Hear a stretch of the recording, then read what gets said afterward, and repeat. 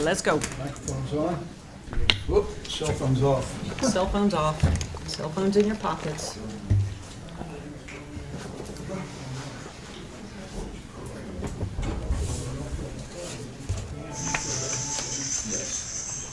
Ladies and gentlemen, cell phones off or on silent, please.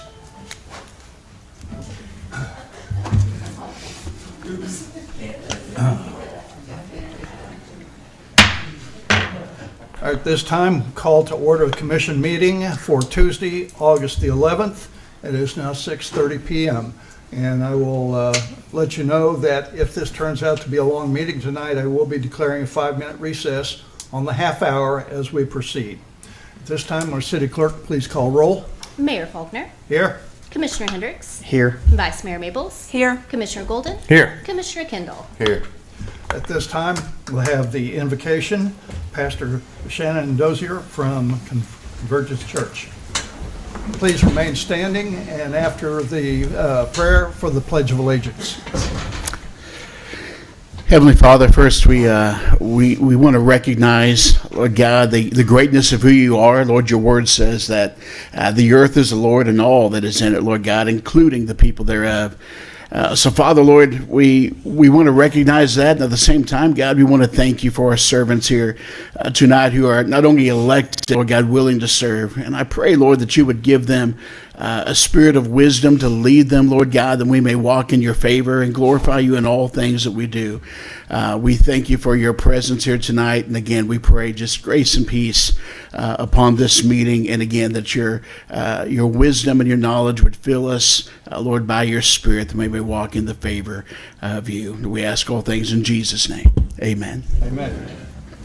I pledge allegiance to the flag of the United States of America and to the republic for which it stands, one nation, under God, indivisible, with liberty and justice for all. Please be seated.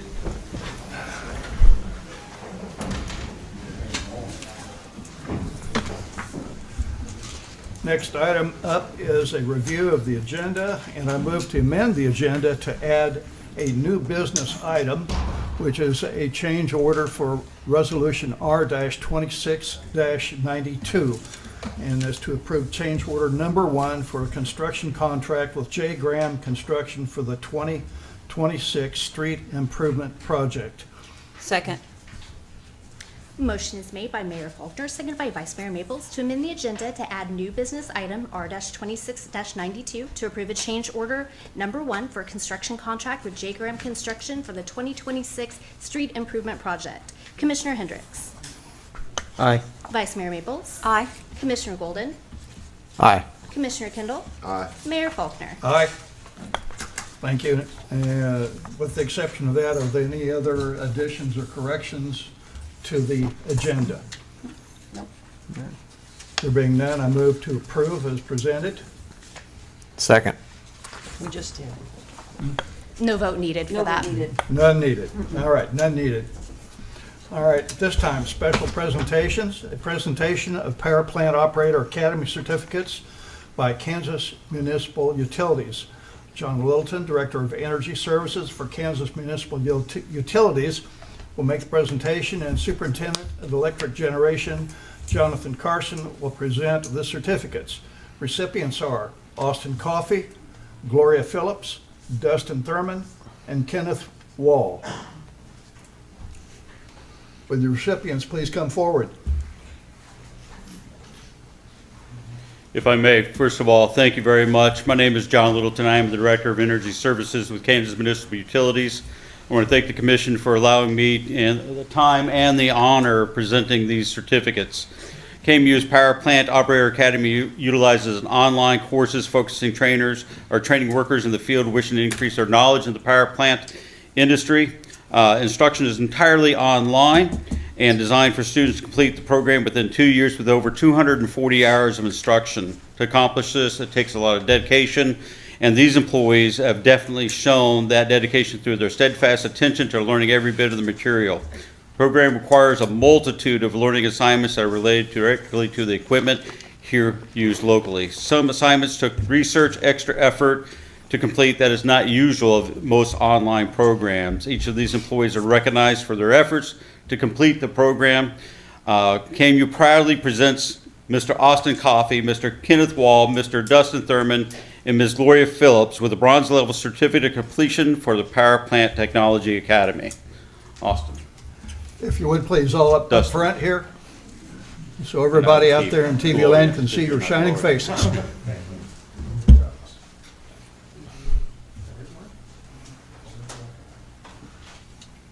Congratulations, gentlemen.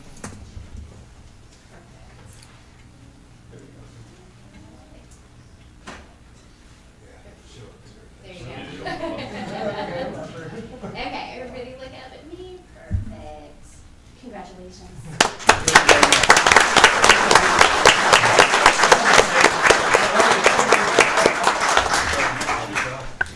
Congratulations. All right, now, I got ahead of myself. Now, the consent agenda. We have a consent agenda. Wait a second. Give them a moment to leave.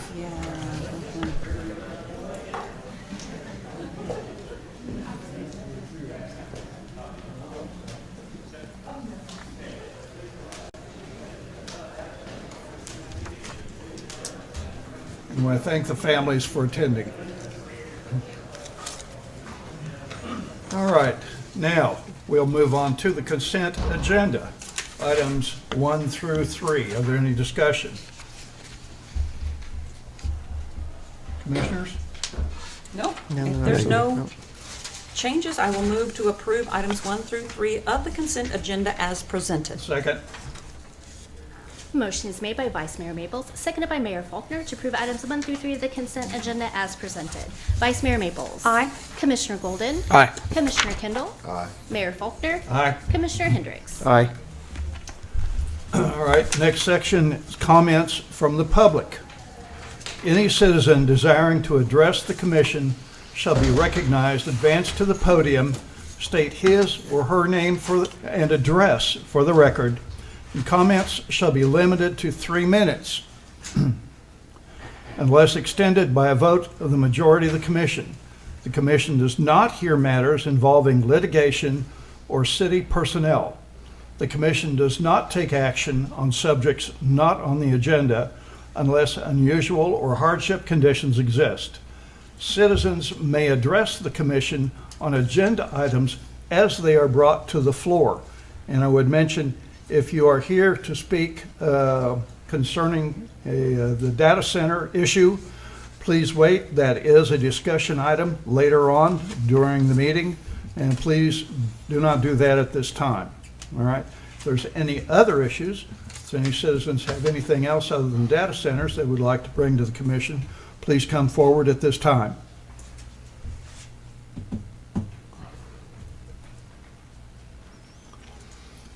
All right, there being none, we're moving on. First, public hearings and proclamations.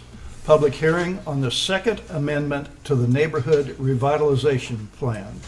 Director of Community Development, Amber Dean, will make comments. Hello, Commissioners. So at the July 14th meeting, the City Commissioner passed the first resolution setting the public hearing for tonight and notifying our intent to do an amendment to our NRP. Tonight is adopting our Second Amendment to the NRP plan. This also has to go in front of the other taxing entities, so USD 445, CCC, and Montgomery County. They have to sign the interlocal agreement before this amendment takes place. If you guys All right, have questions. Something else? I was just going to say, if you have any questions, I can answer them. Okay. At this time, we'll open the public hearing on the issue. Mayor, I will now open the public hearing to hear comments regarding the Second Amendment to the Neighborhood Revitalization Plan. Are there any comments from the public? There being none, I will now close the public hearing. All right. Now, Resolution R-26-88. a resolution to adopt the Second Amendment to the Neighborhood Revitalization Plan and authorize the mayor and city clerk to execute any necessary interlocal agreements. Commissioners, questions? None. I'll move to approve Resolution R-26-88 as presented. I'll second. Motion is made by Commissioner Hendricks, seconded by Vice Mayor Maples, to approve Resolution R-26-88 as presented. Commissioner Golden. Aye. Commissioner Kendall. Aye. Mayor Faulkner. Aye. Commissioner Hendricks. Aye. Vice Mayor Maples. Aye. Next on the agenda is a public hearing to consider an application submission to the Kansas Department of Commerce for Community Development Block Grant Funds under the Housing Rehabilitation and Demolition category. Director of Community Development, Amber Dean, will make comments. So we are proposing to submit an application to CDBG for $300,000. There's no match required for this grant. It will fund rehabilitation, so roof, HVAC, minimum housing standard. So we're capped at. So all of these, are all of these owner occupied? No, they can be landlord as well, so landlords can apply through it as well. So a absentee landlord who lives in California could apply. Technically, yes. We're going to have a housing committee that will go through the applications and be able to make a decision on what is approved and what's not. All right, now in terms of actual rehab, who will be, will they just be looking at appearance, or will they be looking at structural, foundations, electrical, plumbing? All of the above. So we have to have a contractor come in, a housing inspector come in and do an inspection of the property to make sure that it can be rehabbed, and it's not like a full major project. It has to be something under $25,000. There's also a risk assessor. There has to be a lead-based paint inspection done, asbestos inspection done as well. So there's some hoops that they have to go through to qualify for this program. All right, and do you already have a criteria set in place or some kind of a matrix to determine who gets funded? Because there are many more applications than we'll have money to apply if the grant comes through. So CDBG has regulations that we go by that help us guide it down to who can apply, who can be approved, and there's also income guidelines as well. All right, commissioners? Yes, I wanted to ask about the low and moderate income. What is low and moderate in dollars?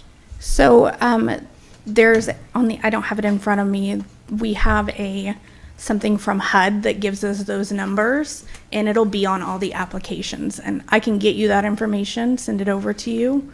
I just don't have it in front of me. Is that the resident or owner, or how do you determine low and moderate? So it's the owner. If it's landlord, the tenant has to meet. $18,000 with a grant request of $300,000. Where's the other 18? So that's in-house labor. That includes my time administering the grant, my time doing the environmental review, and then our city inspector, he has passed his risk assessor and his lead-based paint inspector. Or stay silent on nominations that will come from the CRMC Board of Directors. And so anytime they have a board vacancy, they will nominate someone. It will come to this board for a yes, no, or silence. In the case of silence, 30 days from the notice that they gave. Affiliated? He was previously the president and COO of Jane Phillips, but retired in December of 2023. So he's been retired for the last 2 years. Can you help a new guy out and tell me where that is located? In Bartlesville. Thank you. Yes, sir. Sorry. Clientele are we looking for the housing for? What is our demographic? Moderate to medium income. Thank you. If it's a private investor building houses, why would we refund the construction when they'll make the money off of it? So this is. Motion is made by Vice Mayor Maples, seconded by Mayor Faulkner, to approve Resolution R-26-90 as presented. Commissioner Hendricks. Aye. Vice Mayor Maples. Aye. Commissioner Golden. Aye. Commissioner Kendall. Aye. Mayor Faulkner. Aye. Thank you. Thank you. Thank you. Thank you. Next, ordinance S-26-02, an ordinance authorizing and providing for the issuance of general obligation bonds, Series activity that we had today on the bond issuance. But in any case, this ordinance provides for the authority to issue the bonds, and the resolution is basically the action to finalize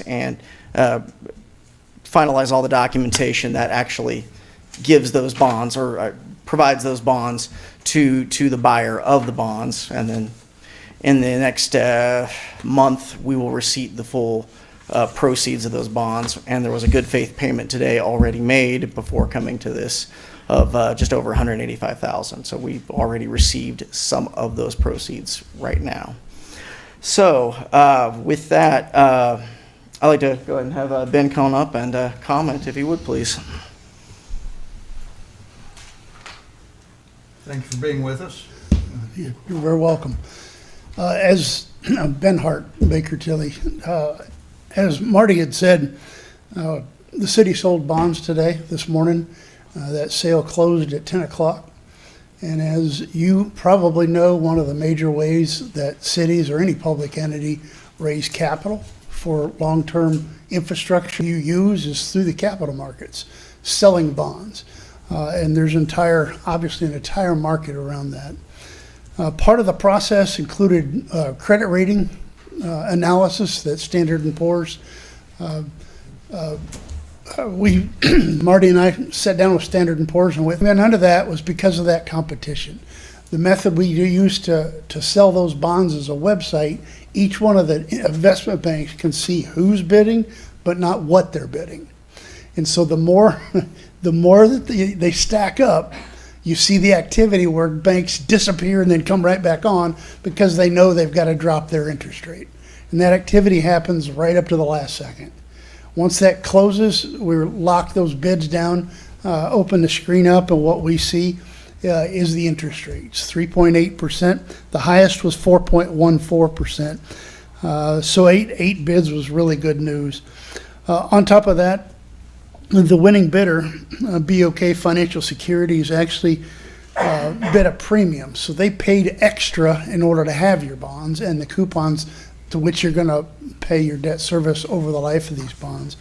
What we're able to do with that premium is decrease the amount of debt that you have by using that premium. So it's extra cash basically. So instead of $9 million, we dropped the total amount to 8.805. And Marty, or you guys, or the city clerk may have documentation for your signature as well, Mayor.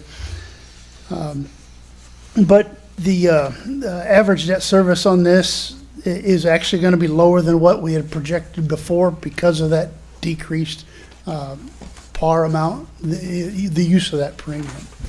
The markets have been going up lately. The interest rates on long-term bonds have been ticking up over the last month, 2 months. Over the last week, we saw it drop. So the timing on this was really good. We were able to sell this morning. We're required to sell in the morning and have approval that afternoon or evening. So what we're asking for you to do is go ahead and award the 8.0805 million general obligation bonds to BOK Financial Securities as the bidder with the lowest true interest cost. Mayor, stand for any questions. Questions, discussion? None here. Right, then I move to approve ordinance S-2602 as presented. Second. Motion is made by Mayor Faulkner, seconded by Commissioner Hendricks to approve ordinance S-26-02 as presented. Vice Mayor Maples. Aye. Commissioner Golden. Aye. Commissioner Kendall. Aye. Mayor Faulkner. Aye. Commissioner Hendricks. Aye. Okay. And right on the heels of that, we have Resolution R-26-91, a resolution prescribing the form and details of and authorizing and directing the sale and delivery of general obligation bonds series 2026-A of the city of Coffeyville, Kansas, previously authorized by ordinance S-2602 of the issuer, making certain covenants and agreements to provide for the payment and security thereof, and authorizing certain other documents and actions connected therewith. Director of Finance Martin Cummings will make comment. Last call for questions. Okay. Any further, okay? Any discussions? All right, then I move to approve Resolution R-26-91 as presented. Second. Motion is made by Mayor Faulkner, seconded by Vice Mayor Maples to approve Resolution R-26-91 as presented. Commissioner Golden. Aye. Commissioner Kendall. Aye. Mayor Faulkner. Aye. Commissioner Hendricks. Aye. Vice Mayor Maples. Aye. Thank you very much. Thank you. Thank you. And next, Resolution R-26-92, a resolution to approve change order number 1 for a construction contract with J. Graham Construction for the 2026 Street Improvement Project. Deputy Director of Public Works, Thomas O'Brien, will make comments. Good evening, Mayor and Commissioners. Good evening. Good evening. Earlier this year in March, you approved a 2026 street improvement project over on Ohio and Parkview. On July 27th, the contractor mobilized in for milling, and we actually milled the 2 roads that we were doing partial reconstruction on. Upon milling the road, we were able to more clearly see the curb and gutter, and even though we had allotted for what we thought was plenty of replacement curb and gutter, it was significantly worse shape than we originally realized. A lot of it has been kicked back and laid back, so even though it's draining and functioning, as far as being able to have a smooth project at the end of the project, or smooth road at the end of the project, trying to follow that curb with the asphalt would not allow for that. There was also it's approximately 60% of the curb is in dire need of replacement. Probably another 20% is probably going to need replaced in the next 20 years or less. So pretty much we need to replace all the curb and gutter anyway. So at that point, we decided to hold off the contractor, get new numbers for complete replacement, and bring those to you tonight. We also included in this change order is on the very north end of both Parkview and Ohio. We're changing that swell from being an asphalt swell to a concrete swell to be able to better address some of the drainage issues through that area, because it was going to hold water anyway if we didn't do something different as far as and being able to have a smooth road when we're done. So I'd be happy to try and answer any questions. The total change order ends up being $382,685. And the original cost is estimated prior to the change order? I do not have that with me. I think that's the total increase. The overall cost for the change of the project scope was around $450,000, but we removed a lot of the original patching, which is at a higher rate typically, from the project, and that's why it's only a net change of that $382,685. The total project's around 1.6, 1.8, something like that. Commissioners, when we originally presented this project with some of those numbers, we were concerned about availability of funds. We did not get the Department of Transportation truck route grant, which frees up funds. So this money is available within our streets sales tax fund. Thomas, did I understand you correctly when you said that there was a good portion that was absolutely needed and then a portion that is going to be needed? Over 60% needs it right now, and probably another 20% needs it in the next 20 years. And do I understand by your last statement that we're just going to go ahead and redo everything from start to My finish? recommendation is replace it all. Completely. So there won't be another need in 20 years or less to come back and fix That is 40%, correct. 20%? Also, we won't have brand new curb and gutter, Aesthetically, it will be a appealing. lot more aesthetically pleasing. Well, and easier for construction too, Yeah, right? part of the Because they're going to do a part of the slip form costs, and it's just going yes. to keep going, continuous. If you have to piecemeal it every Exactly. so much, it's going to be more. So this would be the cheaper route Overall, versus yeah. piecemealing? Yeah, if we just piecemealed, it might be a little cheaper, but it's going to look horrible, and the ride's still not going to be as good as if we go ahead and fix it properly right now. I think it's worth noting too, Commissioners, when you piecemeal a project, you are deferring aspects of that project into the future, and projects only get more expensive the longer you wait to do them. They do not get cheaper. Right. So, Hey, I do have a couple of questions, possibly embarrassing, but how many bids were submitted for the initial contract? I do not remember back in March. I think, was this the one that we only had the one, or did we have two? Was there several, or was RJ the only one? There might have been two. I We think also there was took and two. compared these bids to bids from 2022, and they're actually lower than 2022 bids, so they're very comparable to what they should be. There's not Okay, so much the question is, would there have been any way to have known with any pre-work studies or anything that this additional cost would be incurred later on as a No. change order? No.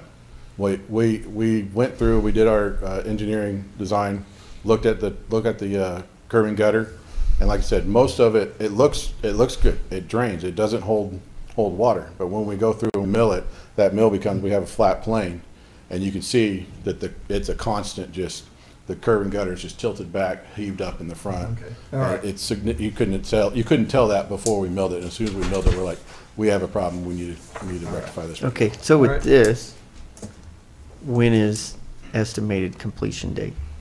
I don't think it'll change much from what the original completion project wise, because switching to this type of just ripping it all out is going to add a little bit of time, but probably within the couple weeks to a month. We're about a week and 2 days delayed right now. They were Yeah. going to start the previous Monday, and we held them off.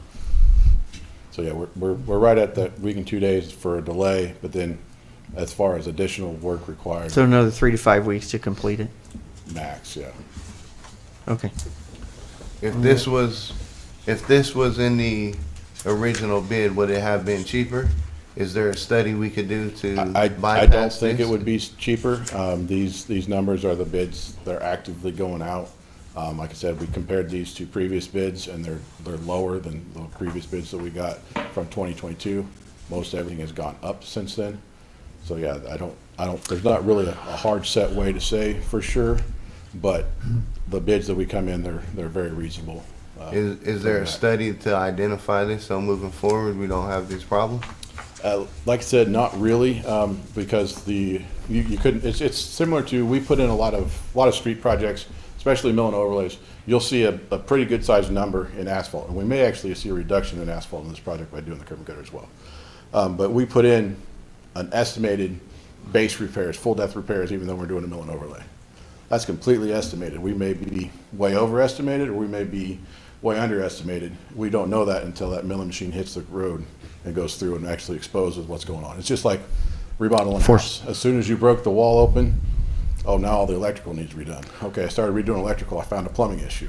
It's the same process. Once you start actually peeling the layers back so you can see what's truly there, that's what happens. So We had that change with 4th Street, same thing. Once we started Same milling down, we had 4th, yep. issues on 4th Street this last project that you're unsure of what that base is. Now, we did in 25 get core drillers, and so Yep. And those we- do happening, but in this particular case, the core driller doesn't help you with the curb. We checked the asphalt part. We're good on the asphalt. It's we couldn't see how bad that curb and gutter was deflecting and tilting back until we brought that milling head in there straight across, and then you could really see that it's a lot worse than it was. Because like I said, it flows, it moved water, but if it's already tilted 15 degrees more now, as more water comes in, freeze thaw, drought, it's just going to keep, and the next thing you know, you're going to have the curb and gutters standing upright instead of being laid down.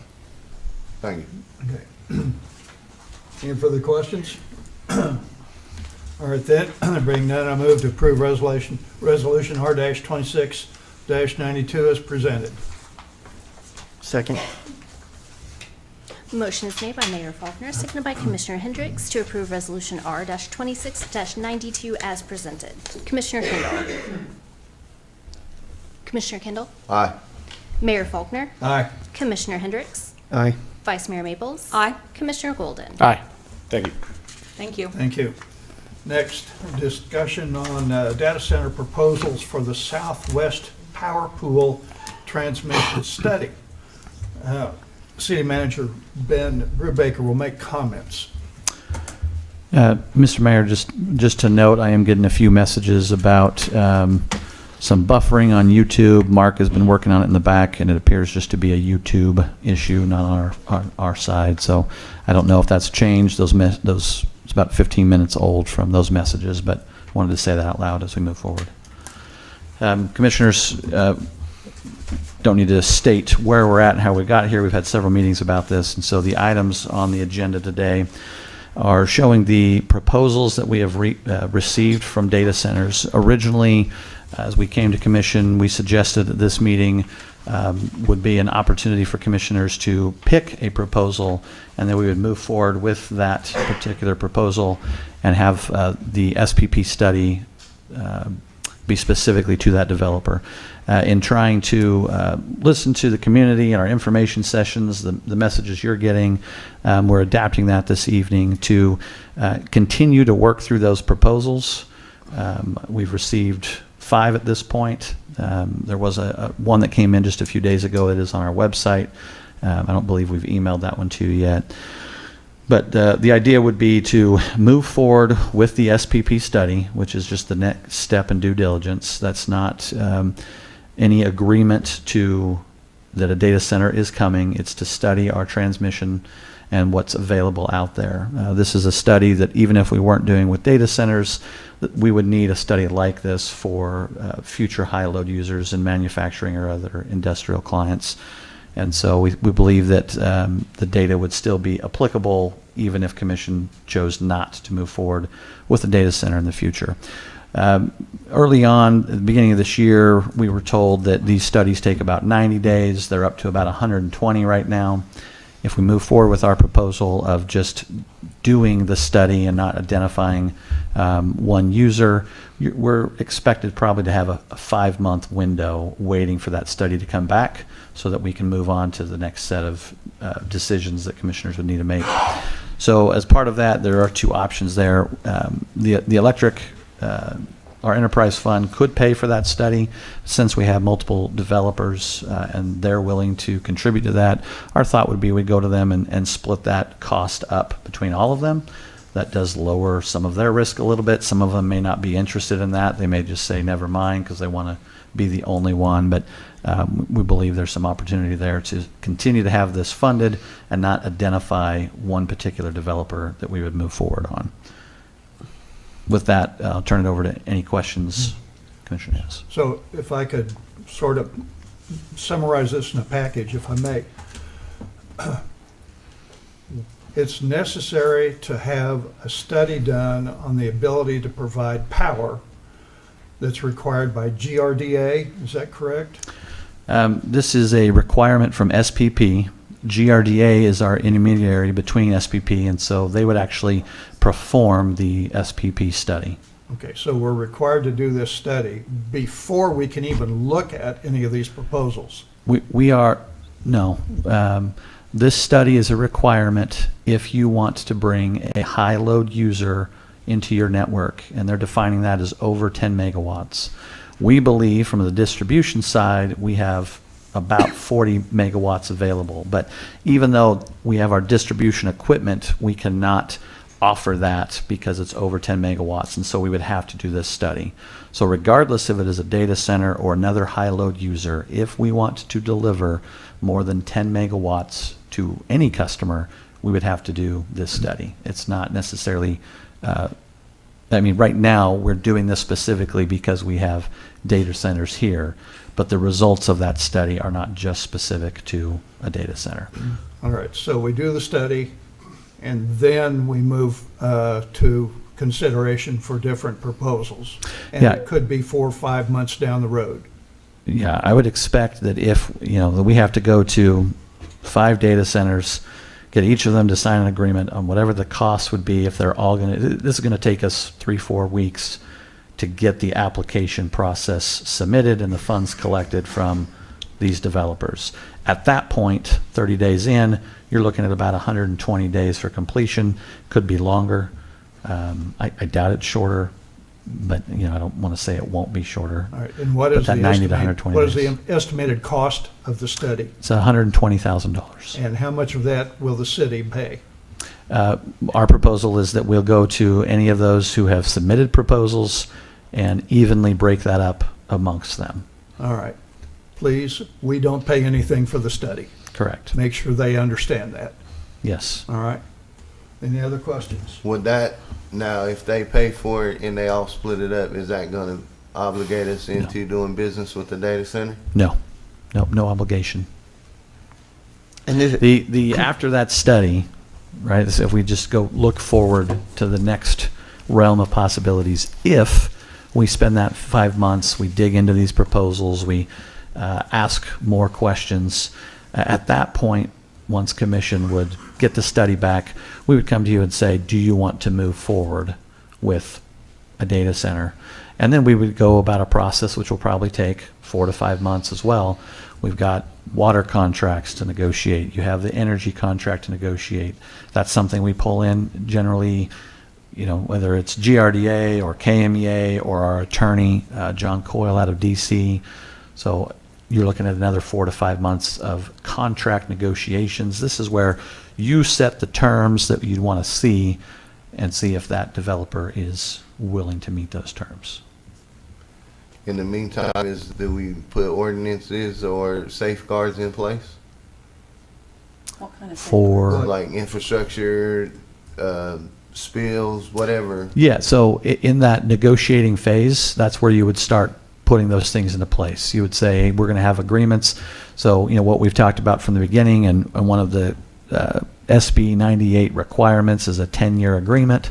We do that for our other high-load user in town. We've got a 20-year agreement with them. And so that's where, yes, you would start negotiating what you want to see from economic impacts, from the utility rates, both water and electric, noise ordinance, any of the above, any of those things that you would put in there. That is in that negotiation of here's what we expect, up to and including, and we've said this over and over again, but as these data centers come in, and we've told them that as the SPP study comes back, it may say that there is $15 million in transmission line upgrades. They would be expected to pay for that. We already believe that we'll have to have a new substation. That could be around $20 million. They would have to pay for that. So part of these negotiations is what truly is the cost of a substation, where is it going to be? So yes, there's still many, many months of discovery before a decision would be made on if you want them to come. And we could get through that negotiation and you agree on water, you agree on environmental, we don't agree on electric rate. There's still no commitment until all of those agreements would be signed per whatever pleasure the commissioner has in those. Ben, I've got a multifaceted question. I'm sorry, Commissioner, were you finished? Yeah, for now, go ahead. The lines, you mentioned $15 million as a number, and you mentioned the substation. Being a municipality-owned power, who do those belong to when said whatever business decides to pick up and leave? They'll be ours. They are paying for them, and they still belong to the city of Coffeyville. Correct. What is the go ahead. transmission lines are used by everyone in town. Generally, the substation would be used in that area. And then what is the expiration or the longevity of the study upon completion? I am unsure. I have not gone through that study. I'm not exactly sure what would come back to us. What we're told through the SPP and GRDA, that'll come back and talk about the transmission available within those lines. So we connect south into the Delaware substation and beyond that. And so, if you think about the line has a certain amount of electricity within it. Is there any available to push up to here? That's what we're talking. So we're not talking the generation side, if that's where you're going. No, what I mean is let's just say that data centers aside, now that this study is finished, it becomes an attractive location for other larger manufacturing jobs that would potentially hire more Coffeyville citizens, could possibly gain us. Data center aside, we would be able, how long would that study be present so that they don't need to go through, and that's also a bargaining tool. Hey, we've already got the study, come look at our spot.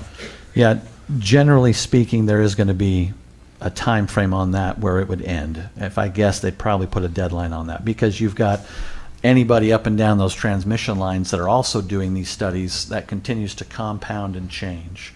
And so more than likely, they're going to give us something that says, here's what's available today, and that's good until X time. But if you've got 40 more studies over the next 2 years, that's going to change. So Of if you have course. someone come in within the next year, 18 months, 24 months is usually what these projects are taking, sure, you can use that. You have a better idea of what can be served out there. And- The and other ju- thing that changes that, as we've talked about, is is Evergy and the KCC working on that 345 line out of Garden City. I believe, actually, I think tonight there's a public hearing for Chautauqua County and Sedan. There's one in Arc City yesterday, and they're talking about where to put those lines that come in. If that line does come in, which a lot of these data centers anticipate, then there is much more power than, there could be a lot of power on it today too, but there'd be even more power coming in the next 2 years, 3 years, 4 years, whatever that project ends up being. I anticipate we have probably more viewers on this evening's meeting than most, possibly some that were not at our public forum we had, which my applause goes out to the city of Coffeyville. It was handled wonderfully, so to those that attended, thank you. Can you, again, go on the record that in this entire process, there will be zero non-disclosure at all? NDAs, none? Yeah, we haven't signed an NDA yet. We don't intend to. We've published all those proposals on our website. I know this has been floating around Facebook as well.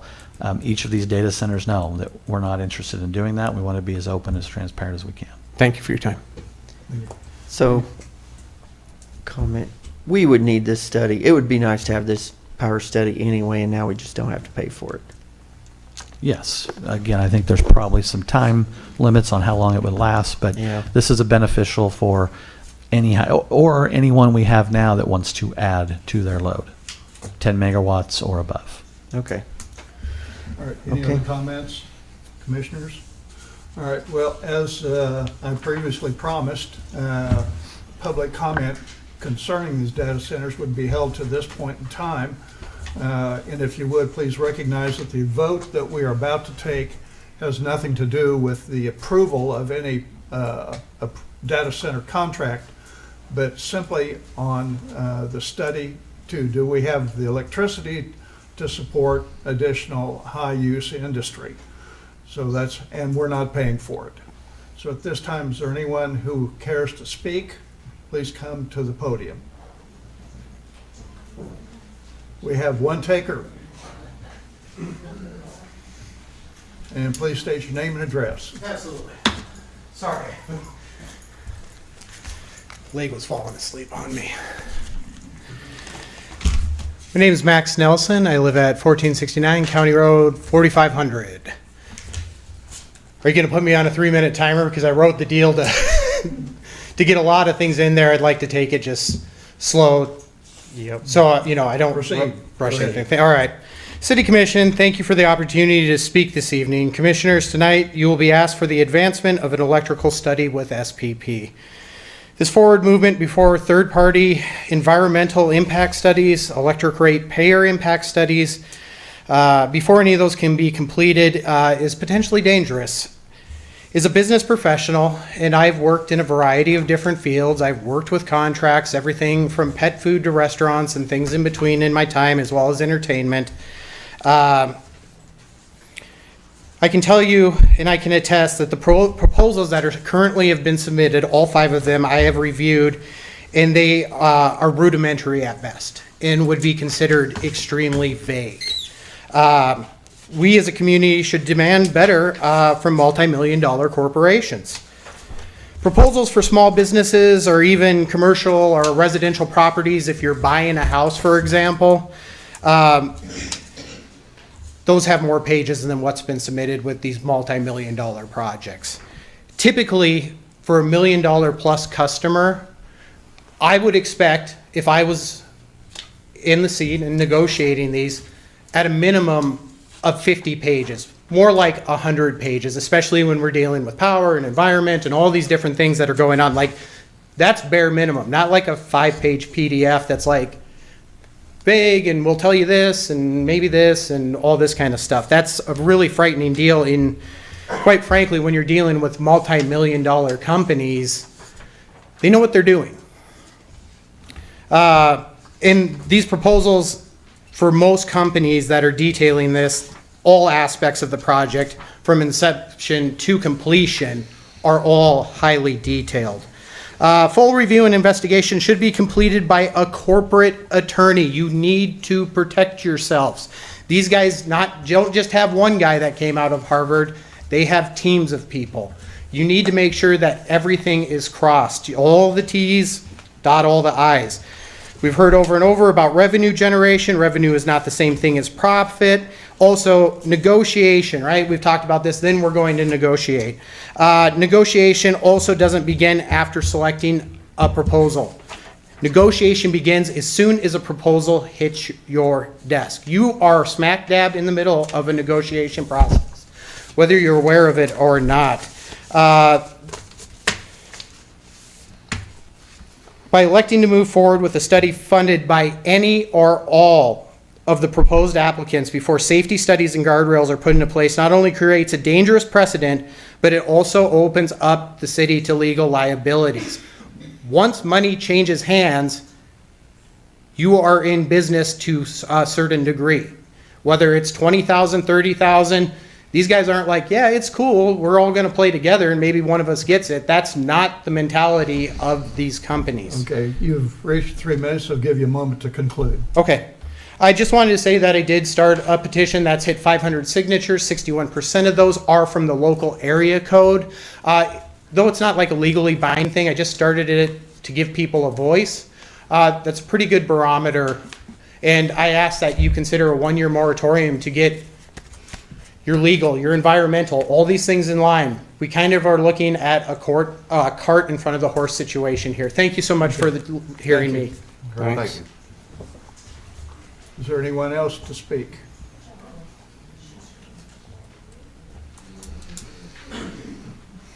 Name and address, please. Rachel Yable, 902 McBean Lane, Deering. I'm sorry? Rachel Yable, 902 McBean Lane, Deering. And I'm her husband, Brad. So mainly, I'm just here trying to seek some clarification on some stuff that happened at the public session that we had. So in the public session, Mr. Burbaker spoke about a potential revenue source from the sale of power to the data centers. He said the city can make a profit of $5 to $7 million or even $20 million, depending on the size of the data center. So if this is correct, then why is the city willing to leverage itself and its people against GRDA and our contractual agreements? It is my understanding that the city's stance is to become the middleman between GRDA and the data center, and by doing so, the city takes on all the risk associated with that move. I drew my conclusion based on the contracts in place. The city buys its electricity from GRDA. The city then hopes to sell the power to the data center for a profit. The problem lies on the back end. Data centers have special language built into their contracts. They're called industrialized discounts. This language provides data centers protection from double billing. So what's double billing? It's based on how municipalities choose the revenue source. You either bill up front or you bill for usage, but you can't do both. Historically, municipalities have chosen to bill up front and surrender any revenue for usage. What does that mean for the city? It means that what profit you make on the sale, you lose on the delivery. So who pays for it? It's the citizens that pay for it. The citizens get stuck paying for the consumption of the data center because legally you can't bill them for it. Another thing that I don't understand is capital. How does the city have enough capital for the buying and selling of power to cover the rapid consumption of data centers? The other issue with leverage is that it puts a strain on existing agreements. GRDA dictates our run schedule. If we go online, we get paid. If we don't, we get fined. What most people don't realize is the fine is based on a variable rate. It depends on what the cost of power is on any given day. So on one day, the fine might be $20 an hour. Another day, it may be $20,000 an hour. And that number is not a delusion. During Ice Storm Uri, that number became a reality with natural gas and electrical spikes rising to several $1,000s an hour. My worry is if the city is putting the data center before GRDA, how can we handle both when the time comes? Congratulations on making a $5 million sale, but we just paid $8 million in fines. If we can't build a data center for If the you would usage. please conclude. Okay, You're through I'm now. almost done. If we can't build a data center for the usage and we don't have the capital to cover rapid consumption, then why is the city willing to risk its own financial future on something that may or may not be here in the next 5 years? Thank you. Thank you. And we were requesting that you guys do an extension and do some more investigation before we even step foot with the data centers. Thank you for comments. Anyone else?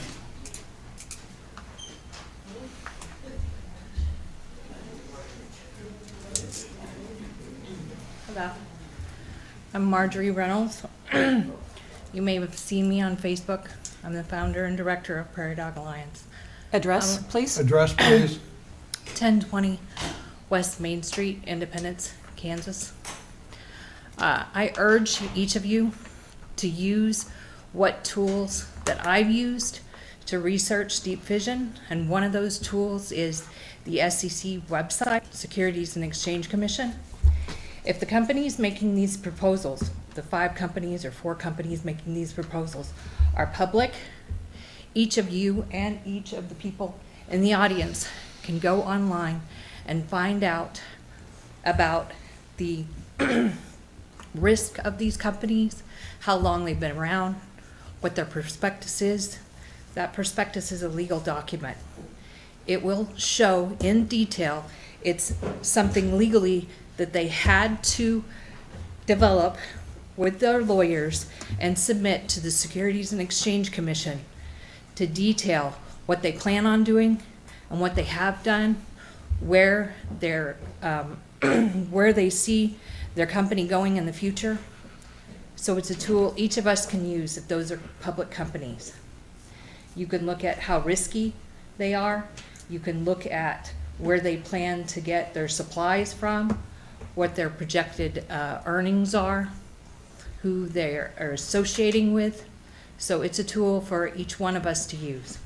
If it's a public company, then it has to legally file a prospectus with the Securities and Exchange Commission and detail a lot of aspects that you're going to be looking at. Because you're going to be looking at the future of this company and the past of this company and what this company intends to do.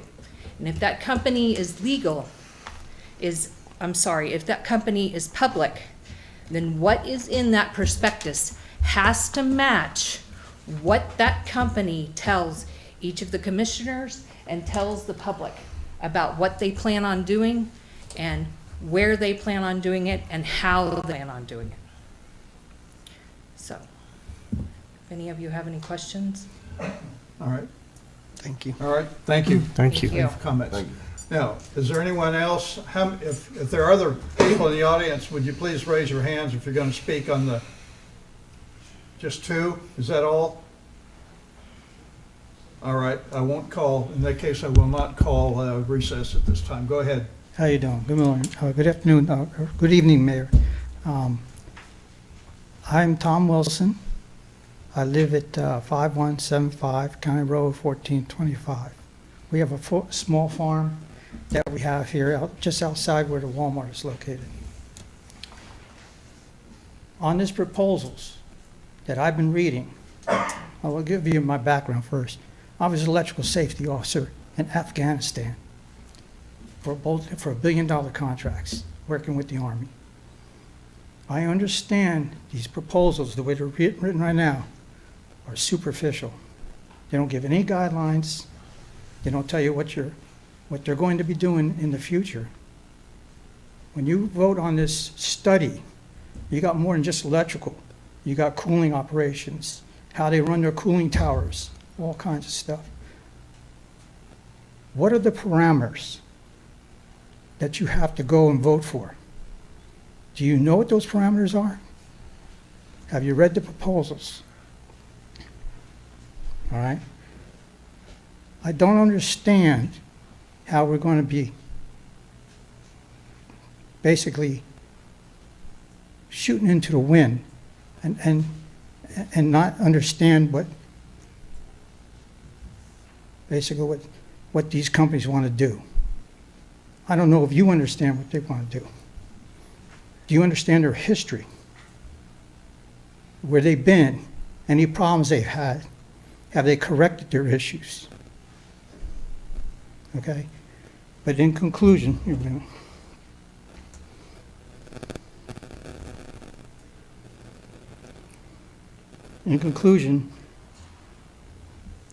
I would like to see an advisory team. If we're going to spend money of engineers and logistics people who understand what's going on with these data centers, once they get in here, they're going to cluster. And you're going to get more data centers. There's going to be more demand on your electrical and your cooling and all the other infrastructure. All right? Everybody out here right now, if you just take a vote right here, you get a little microcosm that's going on of, do we want these things? We're asking for a postponement so we could do further studies and get that commission to actually look into this. Not their commissions, not their studies, your own. Okay? So that's all I'm at. I'm not against them. I'm just against what they have done and how they railroaded and hurt communities. We got farmers and ranchers out here. They need water. They need electricity. 35 megawatts is on one of the proposals. That's chump change. They're going higher. Are you ready for the study to talk to you about that? All right? All right. Thank you. Thank you. Thank you for your time. I understand there's one other comment.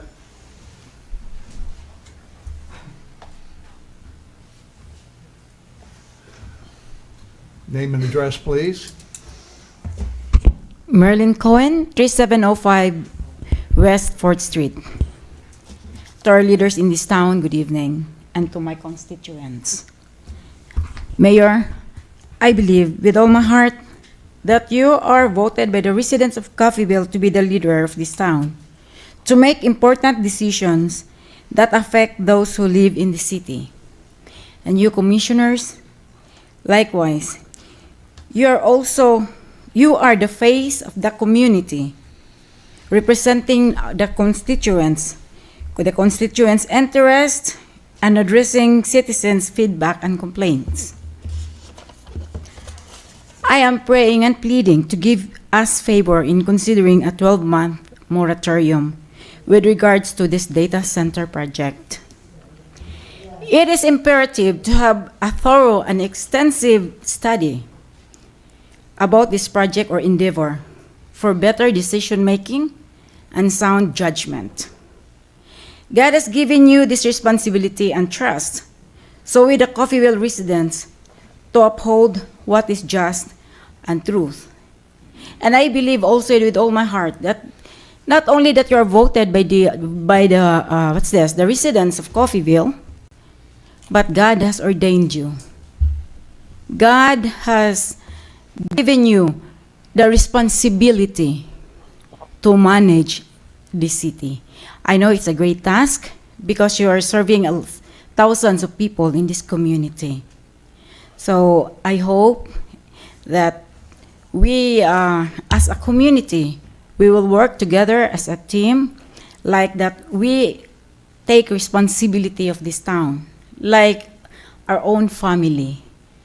Because if, like our family, if our children hurt, what happened to the family? So the same thing, because we heard about this data center, bad, good, and if it is good, then we can go for it. But we need to consider the environment.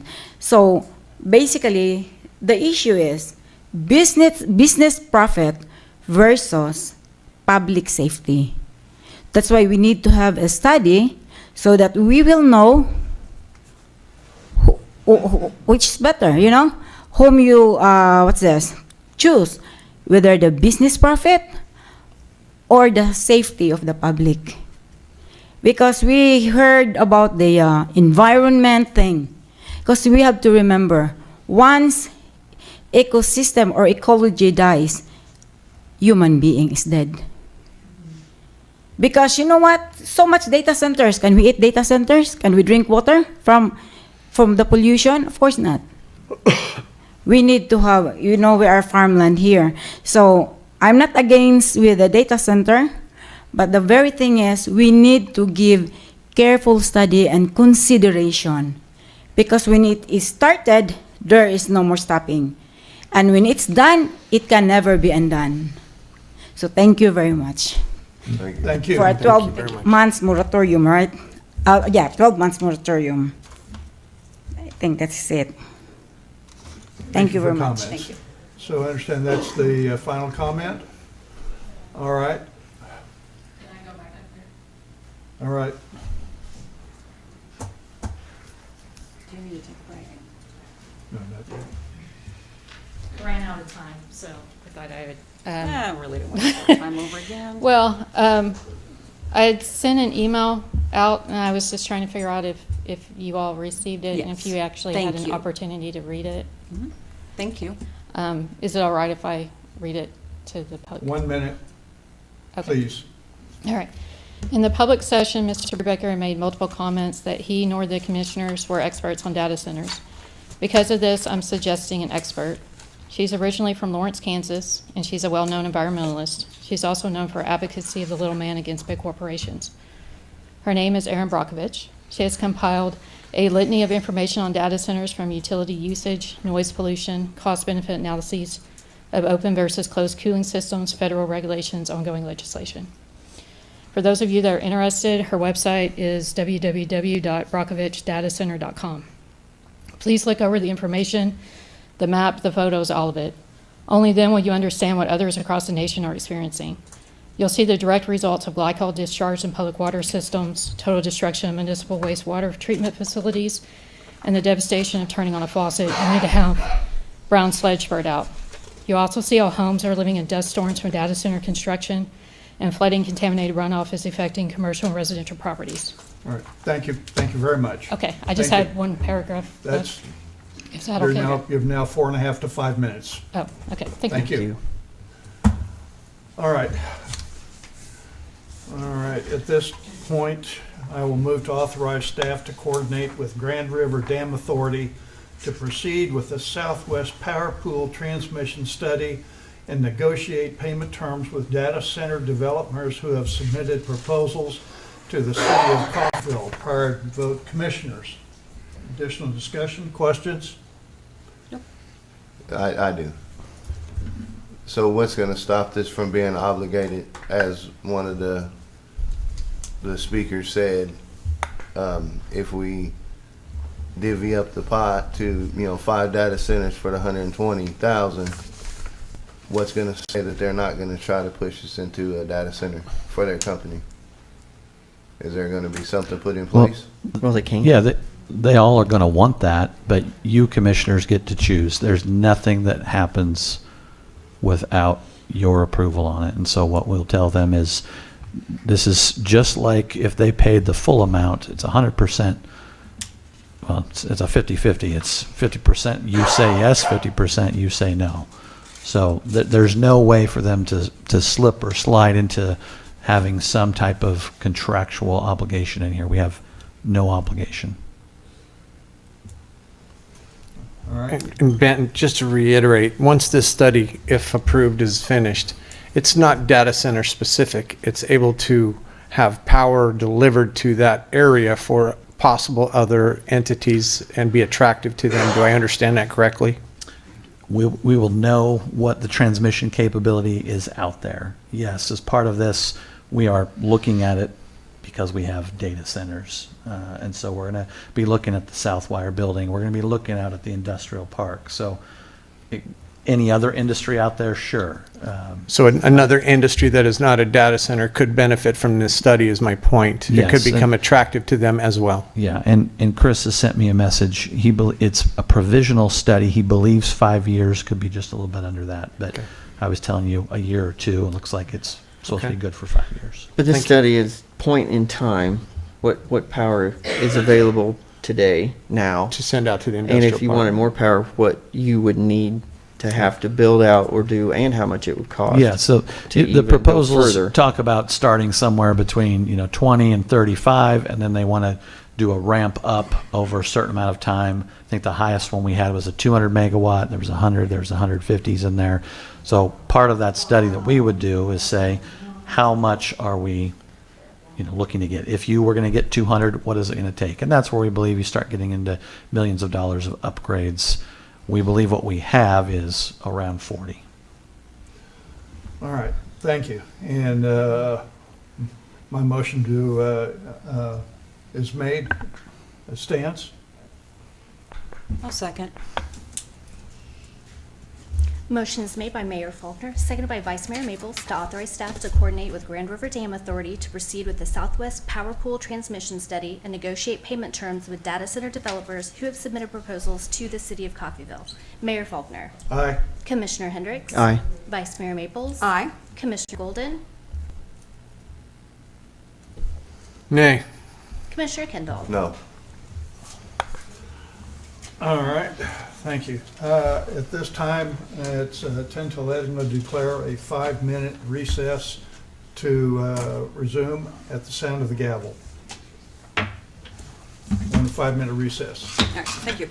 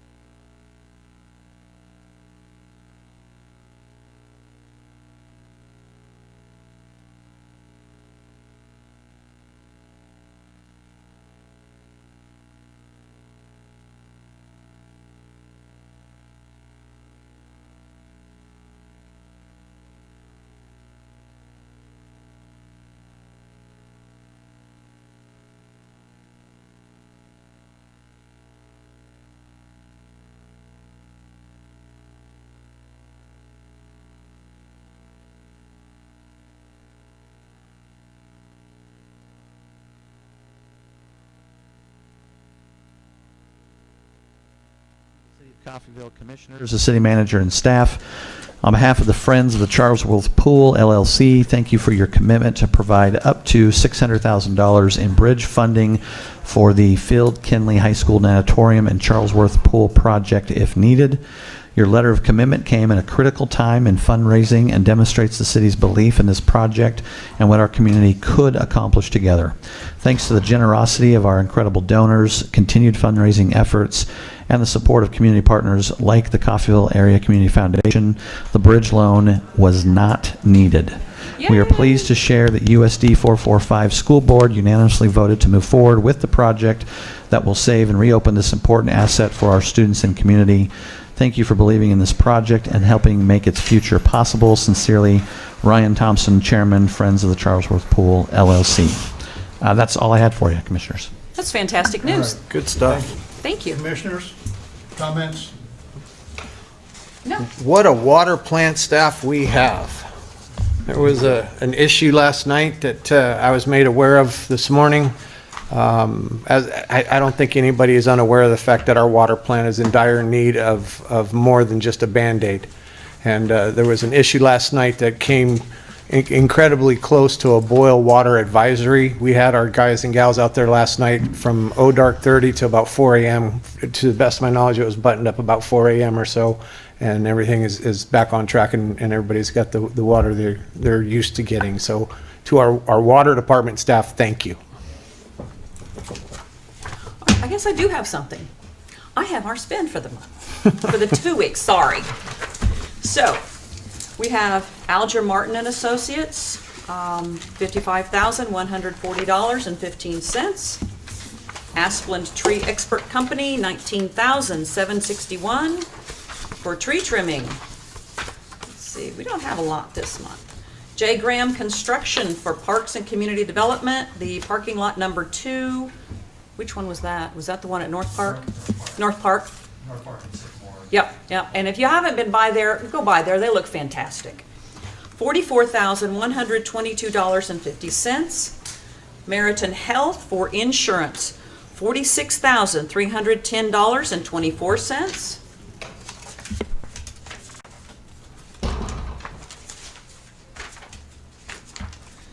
American Fidelity Assurance Company, more insurance, $18,226.72.